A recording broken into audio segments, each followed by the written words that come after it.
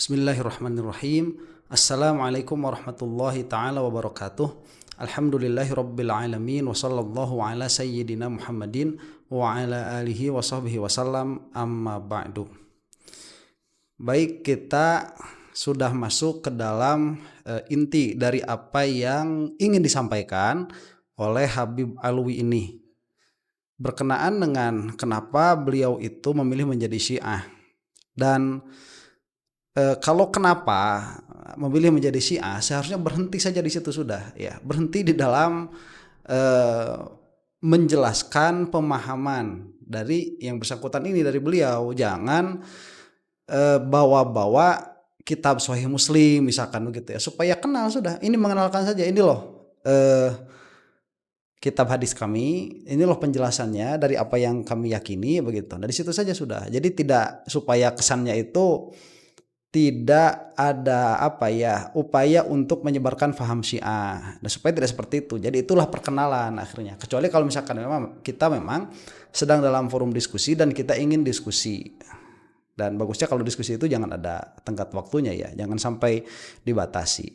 Nah, kemarin kita sudah membahas beberapa permasalahan, termasuk di dalamnya itu bagaimana imamah, dan saya berniat untuk menyelesaikan ini, dan ini insya Allah selesai ya pada video kali ini. Kita akan lanjutkan dulu nih apa yang dikatakan oleh Habib Alwi di sini. Perintah inilah yang kami yakini terkait erat dengan peristiwa besar di Ghadir Qum.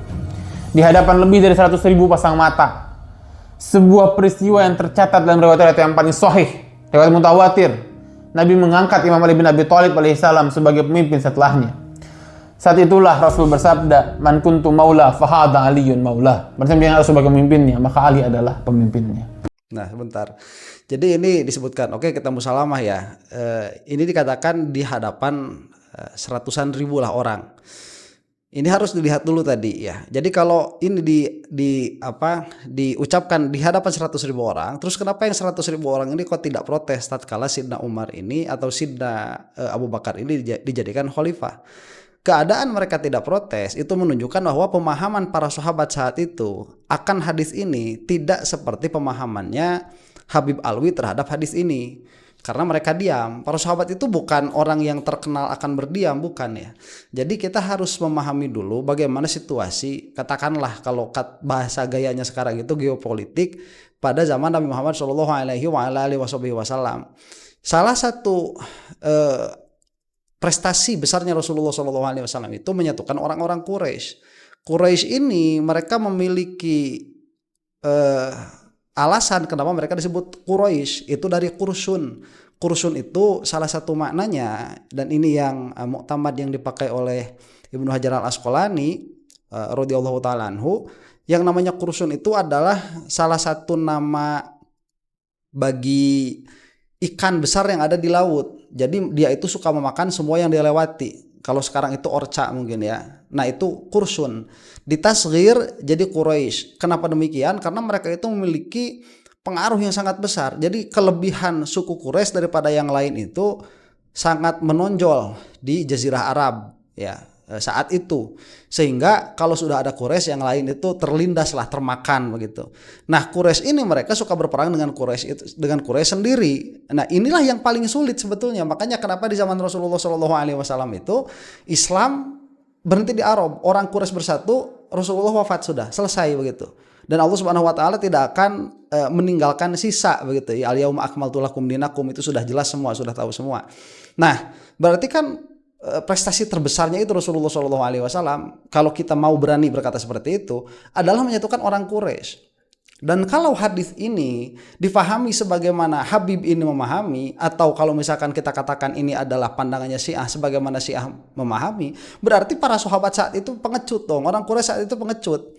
Lah kenapa? Kenapa ini dikatakan di hadapan orang, kemudian tatkala Sidna Abu Bakar itu dibaiat menjadi khalifah semuanya diam?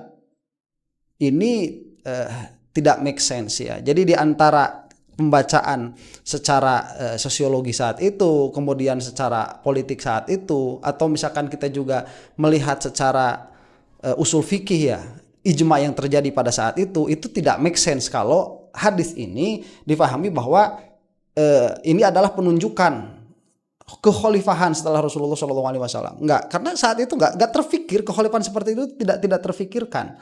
Ya, Rasulullah SAW itu sudah memerintahkan untuk mengangkat pemimpin, dan Rasulullah SAW sudah meninggalkan apa-apa yang cukup untuk memilih pemimpin yang benar begitu. Nah, ini apa namanya kesalahannya ya. Kita lanjutkan nih. Beliau juga bersabda dalam riwayat yang lain, dalam konteks yang lain, beliau juga bersabda bahwa akan ada 12 pemimpin setelahnya. Agama ini tidak akan tegak sampai ada 12 imam, 12 pemimpin, 12 khalifah setelah beliau. Nah, ini salah, agama ini tidak akan tegak kecuali setelah adanya 12 pemimpin. Ini dari mana terjemahan seperti itu? Pemahaman seperti itu dari mana? Nih hadisnya nih. Sami'tu Rasulullah sallallahu alaihi wasallam yaqul la yazalul islamu azizan illa 12 khalifatan. Thumma qala kalimatan lam afhamha faqultu li abi ma qala faqala kulluhum min Quraisyin. Jadi aku mendengar Rasulullah Shallallahu Alaihi Wasallam bersabda. Ini hadis berarti dari Rasulullah marfu' ya, di dalam Sahih Muslim. Bahasanya seperti ini, la yazalul Islam azizan. Islam itu akan terus menerus dalam keadaan aziz, dalam keadaan mulia. Jadi izun itu ya besar lah ya. Illa isna asyara khalifatan, sampai 12 khalifah. Nah, 12 khalifah ini bukan apa namanya, tidak akan jaya sehingga sampai 12 khalifah, tidak. Justru kejayaan Islam itu berhenti pada 12 khalifah. Setelahnya itu masalah begitu. Itu menurut sebagian pensyarah hadis. Syarah hadis ini itu asalnya juga ada di dalam Bukhari. Kalau kita mau melihat secara utuh syarahnya bagaimana, bisa dilihat di Fathul Bari atau di dalam syarah Sahih Muslim yang disebutkan oleh Al-Imam An-Nawawi, yang mana keduanya ini baik Imam Abdul Hajar Al-Asqalani atau Al-Imam An-Nawawi itu mengambil perkataannya Al-Qadhi Iyad. Ini perkataan yang masyhur, berarti perkataan Al-Qadhi Iyad itu di dalam mensyarahi hadis ini, diantaranya yang 12 imam itu dia terjadi tidak secara tarotub. Karena Rasulullah SAW itu tidak menyebutkan ini tarotub, tidak ada. La yazalul Islamu azizan ilathna asyara khalifatan. Islam itu akan dalam keadaan aziz, dalam keadaan baik sampai 12 khalifah. Nah, 12 khalifah ini itu tidak ada tarotub ya. Setelah Rasulullah siapa? Misalkan Sidna Abu Bakar, setelah Abu Bakar siapa, terus kemudian tidak ada. Apalagi kalau ditahsis ini menjadi diklaim oleh mereka menjadi 12 imam yang mereka fahami. Tidak ada murajihnya. 12 imam yang mereka yakini. Dari mana murajihnya itu? Dari 12 imam ini kemudian dikatakan itu adalah imamnya Syiah. Mana murajihnya? Tidak ada. Itu klaim tanpa bukti, klaim tanpa hujjah. Ya, malah ada yang menghitung para ulama itu sampai ini khalifahnya anu, kemudian terputus dulu, kemudian khalifahnya anu, kemudian terputus lagi, dan lain sebagainya. Apalagi kalau kita mau melihat kemungkinan riwayat yang lain sebagaimana yang disebutkan oleh Ibnu Hajar Al-Asqalani begitu. Untuk memahami itu saja perbedaan riwayat atas hadis ini, karena riwayat itu ada tambahannya. Di dalam riwayat yang lain ada yang lebih lengkap, di dalam riwayat yang lain juga ada yang tidak, di dalam riwayat yang lain secara zahir ada yang kontradiksi. Yang mana para muhaddisin itu tahu betul bagaimana cara untuk menyelesaikan problem ilmiah seperti ini. Nah, orang ini terlalu kecil lah ya untuk memahami hal itu. Dan kalau dibaca pun di sini ini akan membutuhkan waktu yang lama. Jadi silahkan buka tuh syarahnya. Dan kalau misalkan Syiah itu memiliki syarah yang lain atas hadis ini, kalau ada di antara mereka, keluarkan saja syarahnya. Kan udah, supaya kita jelas nih apa sebenarnya perselisihan atau perbedaan pendapat antara kita dengan Syiah dalam hal partikular ini. Dan kami sebentar. Dan di akhirnya kan disebutkan, dan semuanya itu Quraisy, lebih umum. Semuanya itu dari anak cucuku, kan tidak begitu. Quraisy itu kan umum tuh. Ya. Ini makanya permasalahannya luas. Isna Syariah Syiah 12 imam dengan kebanggaan kesadaran meyakini bahwa kita mengetahui siapa 12 imam dan mengikuti siapa 12 imam itu. 12 imam itu adalah pemimpin yang berasal dari keluarga yang disucikan secara mutlak oleh Allah Subhanahu wa taala, yakni Ahlul Bait Rasulullah sallallahu alaihi wasallam. Nah, sebentar, ini cocokologi nanti. Beliau mengeluarkan ayat ya yang innama yuridullah liyudhiba ankumur rijsa, mengeluarkan itu. Itu pun tidak menjadi murajjih atas 12. Jadi 12 itu yang mana? Yang disucikan di dalam ayat itu. Loh, apa dalilnya bahwa itu adalah murajjih atas 12 imam itu? Itu tidak ada murajjihnya, cocokologi saja. Kita lanjutkan dulu ya. Sebagaimana firman-Nya dalam ayat Tathir, Allah berfirman, "Inna yuridullahu yusibakum rijsa ahlal baiti wa yutahhirakum tathira." Mereka pemimpin-pemimpin yang ini untuk memahami hal ini ya. Innama yuridullahu liyudhhiba ankumur rijsa ahlal baiti wa yutahhirakum tathira. Ini ada permasalahan dulu. Jadi sebelum kita ini melihat kepada muradnya, kita itu harus melihat kepada i'rabnya. Apa i'rabnya? Kenapa di situ pakai innama?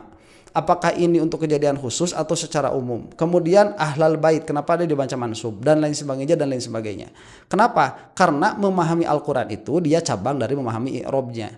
Jadi i'rabnya dulu, grammarnya dulu. Kalau grammarnya ini ada ihtimal, grammarnya ini ada kemungkinan, maka maknanya pun akan memiliki kemungkinan. Akan ada zon juga. Inilah yang saya katakan bahwa Islam itu dia banyak sekali perkara-perkara zon niatnya. Dan untuk sampai kepada zon yang paling kuat, mana di antara ihtimal, di antara kemungkinan-kemungkinan makna yang keluar itu mana, kita memerlukan para ulama begitu. Dan setelah di dalam surah Al-Ahzab ini, itu ada ayat selanjutnya, yang mana ayat selanjutnya itu suka dipakai untuk mentafsiri atau untuk mentaksis atau untuk memaknai makna ahlul bait di sini. Jadi jangan berhenti pada satu ayat ini begitu. Ini ada yang mengatakan khusus hanya istri-istri Rasulullah SAW saja. Ada yang mengatakan di situ menjamu dengan hadis. Di situ termasuk adalah Sidna Ali. Di situ termasuk ada Sidna Hasan, Sidna Husain. Kemudian Siti Fatimah. Malah bukan termasuk, tapi khusus bagi mereka. Itu ihtimal kemungkinan dibuka semua. Lah kemudian setelah misalkan kemungkinannya dibuka semua, kemudian ditarjih misalkan karena ada hadis dan banyak yang menyebutkan hadisnya, maka disebutkan ini siapa, misalkan ya Siti Fatimah, yang dimaksud itu Sidna Ali, Sidna Hasan, Sidna Husain. Kemudian apa yang dimaksud? Liyudhiba ankumur rijsa, apa maksudnya itu? Nah, ada ulama juga yang mengatakan maksudnya itu bahwa karena mereka ini sangat dekat dengan Rasulullah SAW, maka hukum ahkam syariah yang datang kepada Nabi Muhammad SAW pertama kali itu didengar oleh mereka. Itu adalah salah satu kelebihan. Jadi kelebihan yang terjadi itu begini ya, kesucian yang dimiliki oleh keempat orang disebutkan tadi, mereka itu orang-orang yang suci, itu didapatnya iktisabi, itu kasbi. Didapatnya itu dalam pengertian itu atas usaha beliau-beliau yang luar biasa, yang tidak bisa diwariskan, nggak bisa. Ilmu kesucian itu nggak bisa diwariskan, itu harus didapatkan. Nah, pada kenyataannya nanti kalau misalkan ya, ini kan yang dimaksud ahlul bait. Kemudian dilihat 12 imam. Yang mana misalkan kenyataannya dari 12 imam ini, dari pemahaman-pemahaman yang sampai kepada kita, itu ada pemahaman-pemahaman yang tidak sesuai dengan akal dan tidak sesuai dengan nakal. Jelas itu terdapat beberapa permasalahan. Nanti kita akan lihat di akhir, saya akan menampilkan contoh Syiah yang kafir ya, itu sudah kafir. Lah, bagaimana misalkan dia itu mengklaim bahwa dia mengikuti orang yang maksum, tetapi pikiran dan perkataannya itu mengkafirkan. Ini kan permasalahan berarti. Makanya kenapa kita itu tidak melihat kemaksuman. Kita kalau mau ngobrol, kita ngobrol bil hujjah, tidak diklaim, oh ini suci dan lain sebagainya dan lain sebagainya. Kenapa? Karena itu adalah doktrin. Itu doktrin, bukan ilmi. Yang dikatakan bukan ilmiah itu doktrin saja. Sebagaimana orang-orang Nasrani itu tatkala mereka menerjemahkan Bible kepada bahasa masing-masing tiap-tiap negara, mereka mengatakan bahwa yang menerjemahkan ini adalah orang-orang yang suci, yang tidak mungkin salah di dalam penerjemahannya. Makanya tidak relevan lagi kita itu memiliki Injil yang asli atau tidak, karena tatkala sudah diterjemahkan, penterjemahan ini pasti suci, pasti benar, karena yang menerjemahkannya orang suci. Lah itu kalau sudah didoktrin sedari awal, berarti kan tertutup pintu untuk berdiskusi. Apabila pintu untuk berdiskusi sedari awal sudah tertutup karena mengatakan orangnya orang suci, lah terus mau apa? Doktrin kesananya sudah begitu. Kalau kita tidak, bagaimana cara kita memahami Al-Quran, bagaimana cara kita memahami hadis? Ini sangat ilmiah. Sehingga kesucian orang itu bukan dilihat dari orangnya itu, tetapi dilihat dari apa yang keluar dari beliau-beliau ini. Seperti misalkan Al-Imam Al-Ghazali, beliau itu orang yang hebat luar biasa. Al-Imam Asy-Syafi'i, beliau itu orang yang hebat luar biasa. Fakhruddin Ar-Razi hebat luar biasa. Kenapa? Dilihat dari perkataan-perkataan beliau yang hampir susah ditemukan perkara yang salahnya. Di situ ini mahfuz, orang ini terjaga nih. Buktinya apa? Perkataannya ini loh, dari langkah ke langkah itu, dari satu qadhiyah ke qadhiyah yang lain, seperti terjaga dari kesalahan. Itu kan hasil berpikir iktisabi, karena hati mereka tidak ghaflah dari Allah Subhanahu wa taala dan tidak ghaflah dari lawazim-lawazim berpikir. Yang berasal dari keluarga yang disucikan, yang secara mutlak oleh Allah Subhanahu wa taala disebutkan sebagai yang disucikan suci-sucinya. Inna yuridullahu yusibbakum ahlal baiti yutahhirakum tathira. Nah, itu muradnya siapa? Ini tidak ada dalalah sama sekali kepada 12 imam yang dianggap oleh Syiah, tidak ada dalalah sama sekali.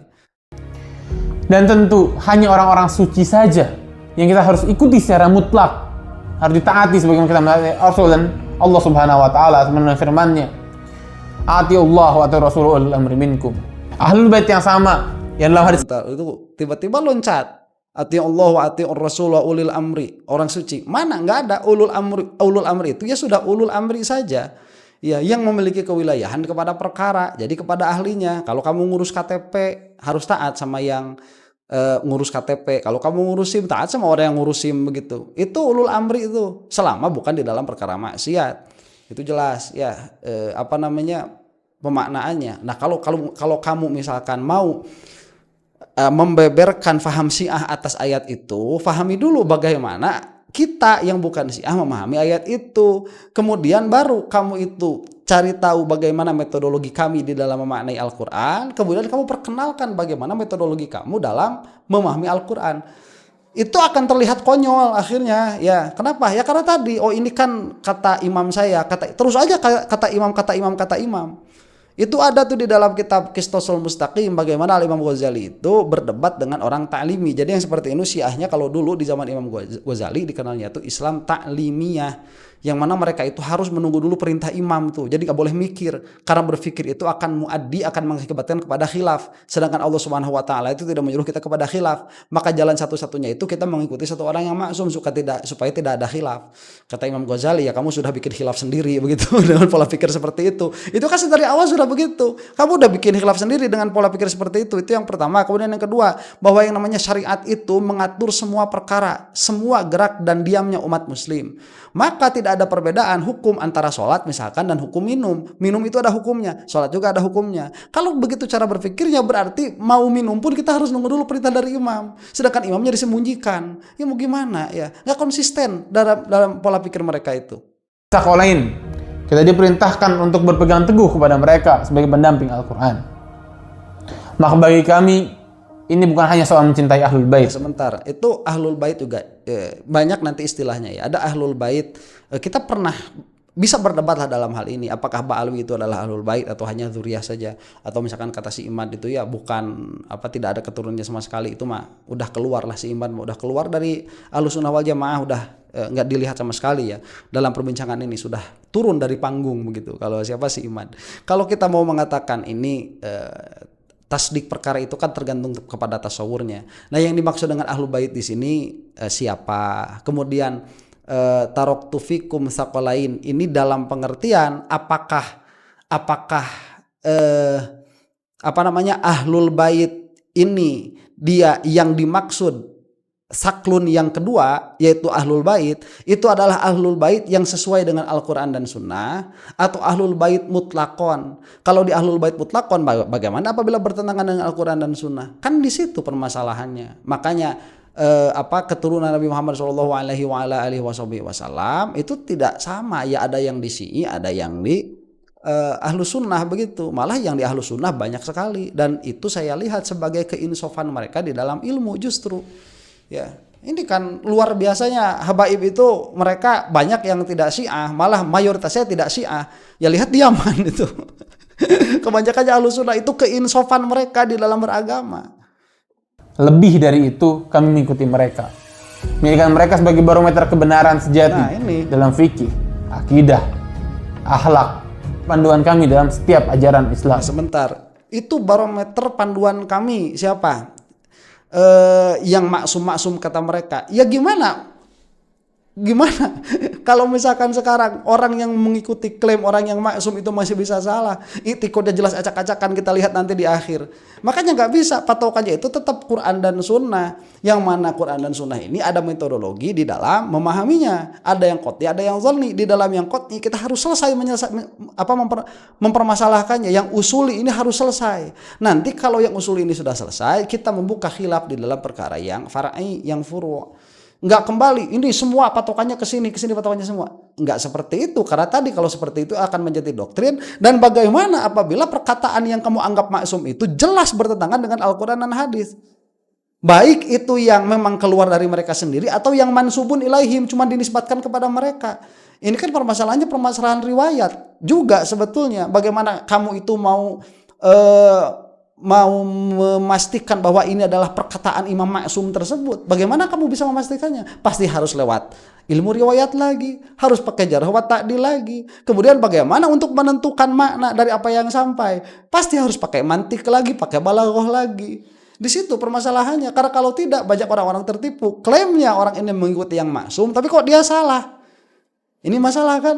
Masalah di dalam metodologi. Kecintaan dan mengikuti Ahlul Bait inilah yang mendorong kami untuk terus memperingati jalan hidup perjuangan mereka, agar spirit mereka terus hidup, terus menjadi inspirasi bagi kami. Karbala bukanlah sekedar lembaran sejarah yang menyedihkan. Karbala adalah pelajaran.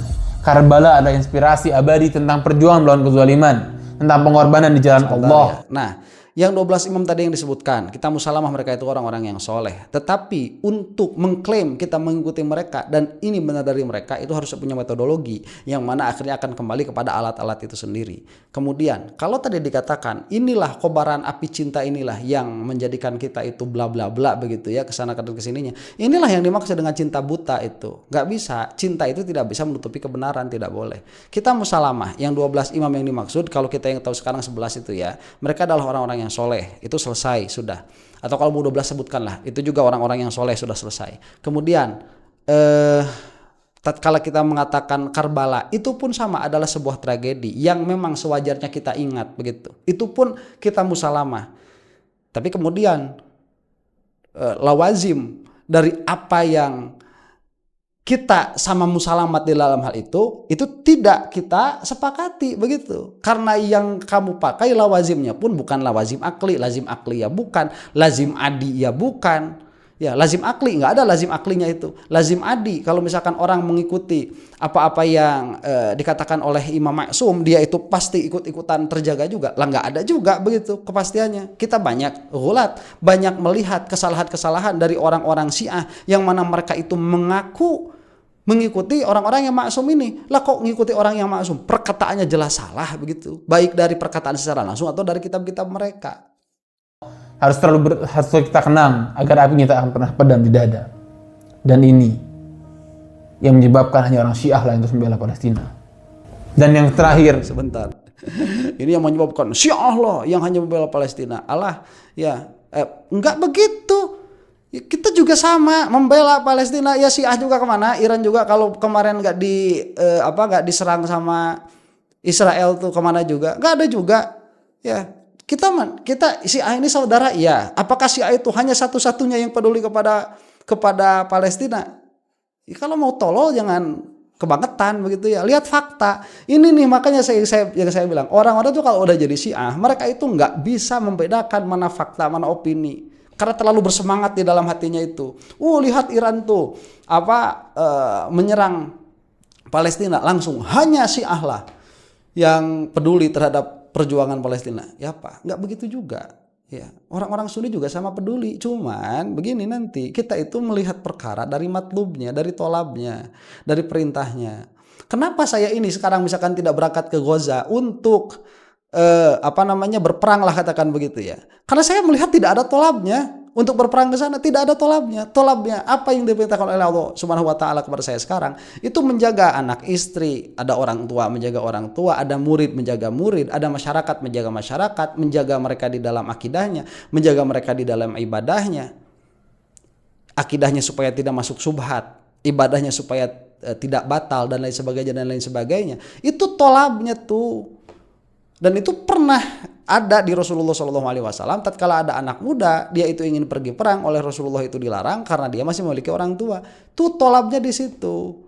Tidak ada tolab. Yang saya lihat tolab perang itu adanya siapa? Tuh di dekat-dekat Palestina tuh, di Mesir. Mesir tuh ada tolab tuh. Mesir tidak sampai membela Palestina itu kebangetan tuh. Itu fardu kifayah, bisa dosa mereka semua orang Mesir itu. Yang dekat-dekat itu Qatar, ya kemudian Iran. Termasuk yang dekat-dekatnya dulu. Kenapa kita nggak ke sana? Nggak ada tolabnya. Tolabnya kita itu mau apa? Kalau bisa ya memberi bantuan harta, itu pun kalau tetangga kita sudah dilihat cukup. Kemudian doa itu yang paling pasti itu. Ada tolabnya itu mah doa. Kemudian kita menyebarkan semangat untuk peduli, jangan kayak si Felix Xiao kemarin ya. Ini masalah harus difahami dari awal tolab syar'inya bagaimana hukumnya. Karena kalau tidak dilihat dari tolab syar'i, yang ada itu adalah semangat, kamu tidak dikatakan beragama. Kalau begitu, agama itu ada pertimbangan-pertimbangannya. Apa yang fardu ain bagi kamu, apa yang fardu kifayah bagi suatu komunal, dan apa yang kamu tidak boleh masuk kepadanya. Justru saya melihat kalau saya tiba-tiba besok itu pergi misalkan begitu ya ke Gaza untuk katakanlah membantu mereka, ya apa yang bisa saya tawarkan begitu kepada mereka? Yang ada kan keluarga kita malah jadi malah jadi terbengkalai. Ini permasalahannya. Jadi masalah-masalah seperti ini bukan mainan anak kecil begitu, bukan mainan bocil, bukan. Ini harus dilihat secara seksama dari berbagai macam fan ilmu. Tiba-tiba langsung mengatakan ini adalah salah satu alasan atau satu-satunya alasan kenapa Syiah yang paling depan, atau hanya Syiah satu-satunya yang membela Palestina. Enggak seperti itu. Itu bold claim ya, klaim yang sangat dungu sekali. Adalah ibadah. Ahlul Bait adalah inspirasi. Mereka juga panduan nyata dalam ibadah kepada Allah Subhanahu wa taala. Rasulullah SAW bersabda, "Salatlah kalian sebagaimana melihat aku salat." Maka tentu kami meyakini cara ibadah yang terbaik adalah cara ibadah dari keluarga Nabi sendiri. Karena mereka melihat setiap hari Nabi salat seperti apa mereka melihatnya. Mereka hidup bersama Nabi. Mereka tinggal bersama Nabi. Karena itulah dalam fikih kami ikuti mazhab Ja'fari yang sangat ilmunya bersambung pada Imam Ja'far As-Shadiq alaihi salam. Yang mana Imam Ja'far As-Shadiq alaihi salam adalah guru dari semua mazhab lainnya. Imam Ja'far sendiri yang mengatakan, hadisku adalah hadis ayahku, kakekku hingga kepada Rasulullah sallallahu alaihi wasallam. Dan inilah merupakan jejak yang terang, warisan yang terjaga, dan ilmu yang jelas sanadnya ke siapa. Sebagai penutup, kami juga menjadikan mereka Ahlul Bait yang suci sebagai wasilah atau perantara dalam doa kami menuju Allah Subhanahu wa taala. Nah, di dalam permasalahan ibadah ya, shollu kama ra'aitumuni usolli, salatah kalian sebagaimana kami salat. Itu bukan hanya dimiliki Syiah juga, hujjah itu pun dimiliki oleh Maliki, oleh madhab Imam Malik. Kenapa beliau itu menjadikan salah satu usulnya itu adalah urfu ahlil Madinah, uraf kebiasaannya ahlul Madinah. Karena Rasulullah SAW itu tinggal terakhirnya di Madinah, kemudian orang Madinah itu melihat dengan baik, dengan benar, dengan betul bagaimana Rasulullah SAW itu sholat, dan tatkala Rasulullah SAW wafat itu digantikan oleh yang tadinya menjadi makmum, kemudian yang tadinya menjadi makmum ini, tatkala yang tadinya jadi makmum kemudian jadi imam ini, kalau dia wafat digantikan oleh yang tadinya jadi makmum kembali. Yang mana pada akhirnya hujahnya Imam Malik itu, kalau misalkan imam yang mengganti Rasulullah SAW atau imam yang mengganti penggantinya Rasulullah SAW itu sholatnya tidak sesuai dengan Rasulullah SAW, maka makmum ini akan protes. Dan keistimewaan itu kan keistimewaan di Madinah yang adanya, keistimewaan itu tidak dimiliki oleh tempat-tempat yang lain. Maka kita bisa berhujjah kepada benarnya suatu perbuatan dengan apa? Dengan fi'lu ahlil Madinah, dengan perbuatan ahlul Madinah. Itu Imam Malik. Imam Syafi'i tidak menerima hujjah seperti itu, usul seperti itu. Kata Imam Syafi'i begini, iya seperti itu memang keadaannya. Tetapi apakah orang-orang yang utama itu semua berkumpul di Madinah? Kan tidak ya, tidak semua berkumpul di Madinah. Dalam pengertian ilmu itu tersebar. Nah, tatkala ilmu ini tersebar, maka tidak bisa kita itu melihat urf ahlul Madinah sebagai usul. Kita kembali tatkala kita menanyakan suatu hukum. Maka kata Imam Asy-Syafi'i, idza shahal hadits fahuwa madhhabi. Apabila hadis itu sahih maka dia adalah madhabku. Kenapa? Karena tersebarnya para sahabat yang alim-alim ini, yang mulia-mulia ini tidak hanya ada di Madinah saja. Kalau kita itu nanti menjadikan ahlul Madinah menjadi usul nanti, itu akan ada ilmu-ilmu yang hilang, terlindas oleh urufnya ahlul Madinah. Sedangkan urufnya ahlul Madinah pun itu kan zohirnya saja yang terlihat, batinnya tidak terlihat. Kalau sholat itu shollu kama ra'aitumuni usolli, apakah di situ nanti akan ada niat di dalam takbiratul ihram? Nggak bakalan ada. Kenapa? Karena itu tidak terlihat. Itu fi'lul qalbi. Bagaimana kita mau mencari hal-hal seperti itu? Ala kulli hal ini adalah perdebatannya para mujtahid, bukan perdebatannya bocil sebetulnya. Kita kan membaca juga bukan mau mendebat, kita mau tahu oh begitu. Pantasan ada khilaf di antara itu. Nah, kemudian kalau misalkan kita melihat tadi Imam Ja'far misalkan ya, Ja'fariyah kan, karena beliau itu yang mengikuti madhab ayahnya yang kemudian terus kan sampai ke atas itu bersambung ke Rasulullah Shallallahu Alaihi Wasallam. Betul demikian adanya ya, karena itu juga Imam Malik itu kan punya gurunya bersanad juga kepada Ahlul Bait, kita katakan seperti itu. Tetapi apakah kodifikasinya itu sampai kepada kita dengan lengkap atau tidak? Kan nanti permasalahannya di situ, metodologi. Kalau metodologinya ini sampai kepada kita secara lengkap, terkodifikasi dengan baik, maka kita bisa memastikan itu adalah madhabnya Sayyidina Ja'far. Kalau misalkan tidak bisa, kalau tidak bisa ya bagaimana? Makanya kita tidak memasukkan Ja'fari ini ke dalam salah satu mazhab yang bisa diikuti. Bukan karena beliaunya bukan mujtahid, bukan. Beliaunya mujtahid, tetapi sampainya kepada kita ini bermasalah. Kenapa itu bermasalah? Ya karena banyak yang sampai melalui kita dari orang-orang yang bermasalah. Di situ. Dan perdebatan ini sudah terjadi ratusan tahun, saudara. Ya, memperkenalkan Syiah itu tidak seperti ini caranya. Ini bermasalah nanti. Karena Allah sendiri yang memerintahkan kita untuk mencari jalan menuju kepadanya. Wabtaghu ilaihil wasilah.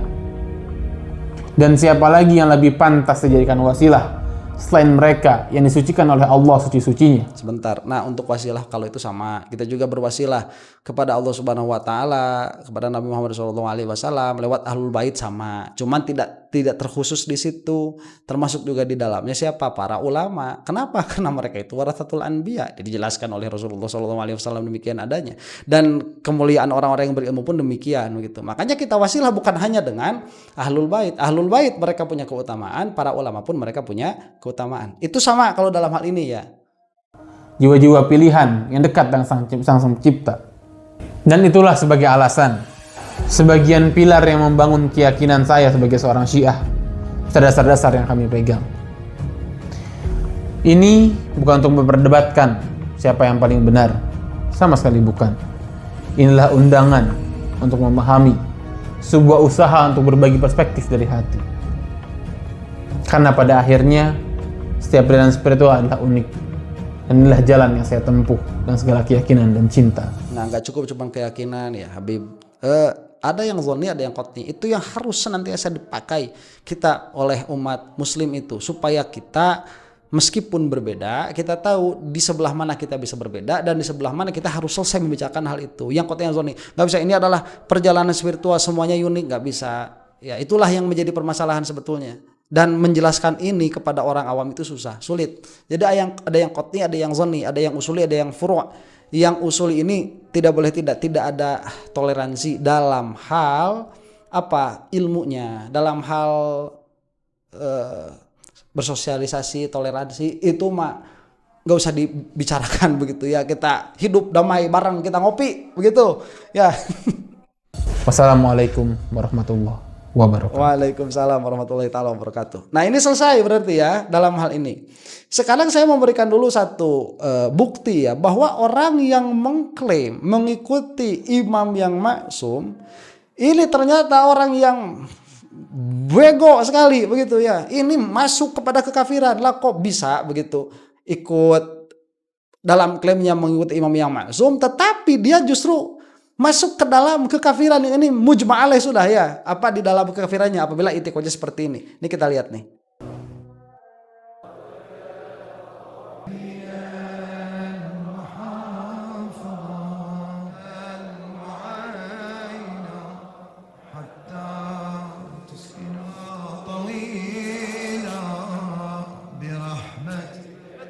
إذا أنت في مرحلة الكلية لا تشتاق إلى مرحلة الابتدائية.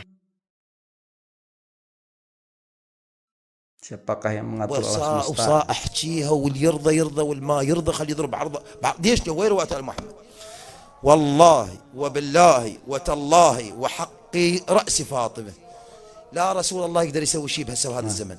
مو ما يقدر هو بس مو من حقه. Sebentar, lihat bahasanya ya.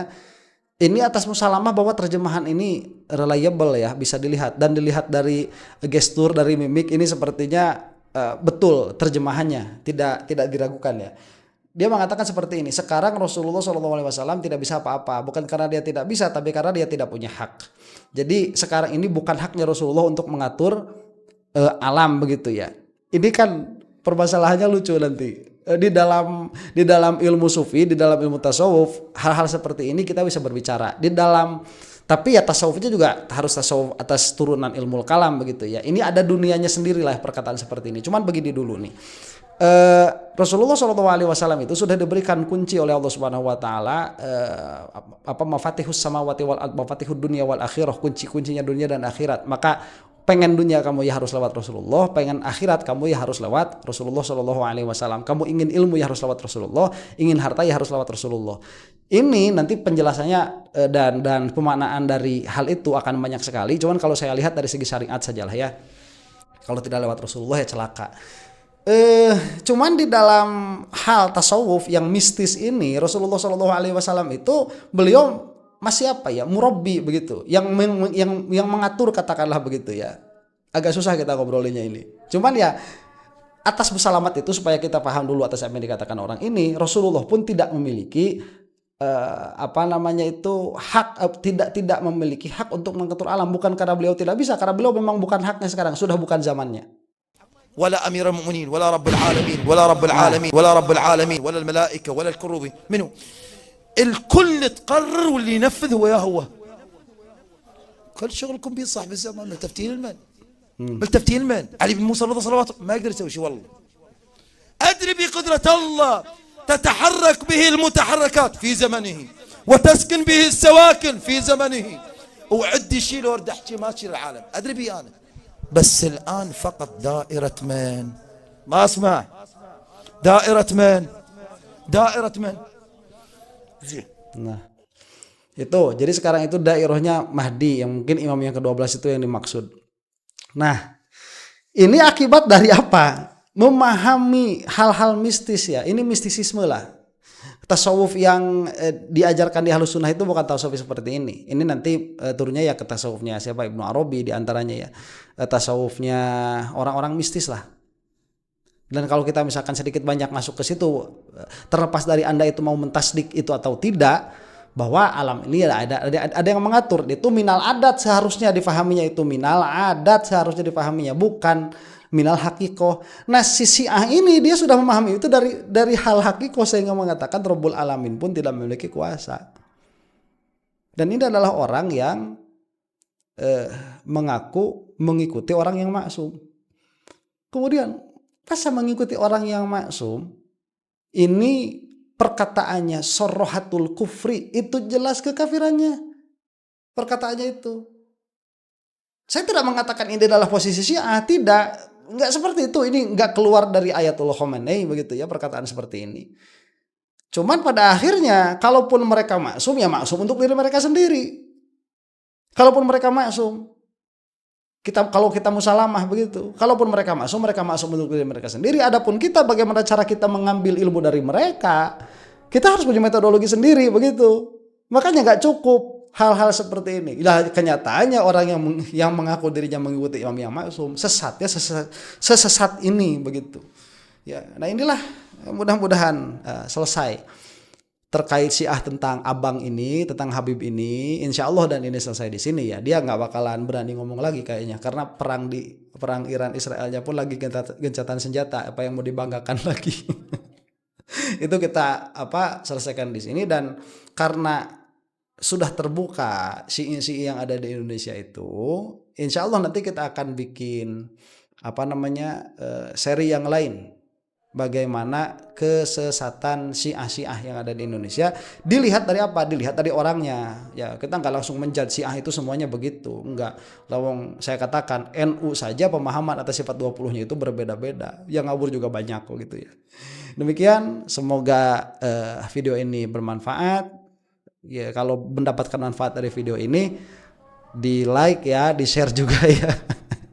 Di subscribe juga supaya menyebar ilmunya dan Anda mendapatkan bagian dari itu.